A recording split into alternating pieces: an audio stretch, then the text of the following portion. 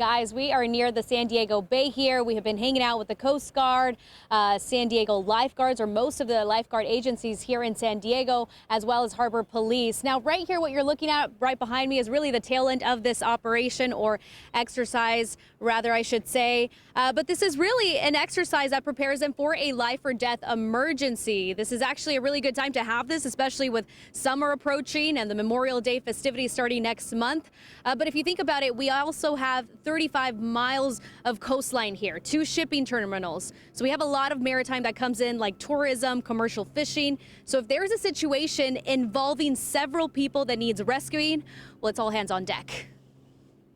Communication, the tactics, and the rescue techniques, everything that we get out of this is extremely important, but probably one of the most important things is those face-to-face meetings and working with the operators in the area. So Chief Garland with the San Diego Life and Rescue, he says this is a federal grant-funded rescue operation that's administered through the state. San Diego Lifeguards apply for it annually. And basically what they demonstrated this morning was an emergency scenario like a 1,000-person vessel that's actively on fire. So the Big Blue Barge simulated that vessel engulfed in flames while 50 lifeguards, or in this case, the victims, were on board. Crews then came on a boat one by one to rescue victims. But in reality, these boats would pick up as many victims as they could to save lives.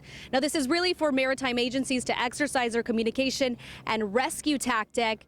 It's a face-to-face exercise to help them coordinate and get prepared for when situation like this happens. So back out here near the San Diego Bay, not much action going on, but let me tell you, earlier today there was a lot of, we had different agencies out here, and just the demonstration that they pretty much showed just a couple seconds ago, right? A lot of people were coming up to us saying, hey, what's going on? Just to reiterate, it is an exercise operation. They will continue tomorrow.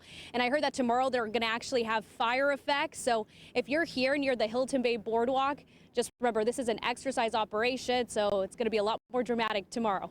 That's the latest here near the boardwalk. I'm Regina Yurita, CBS 8.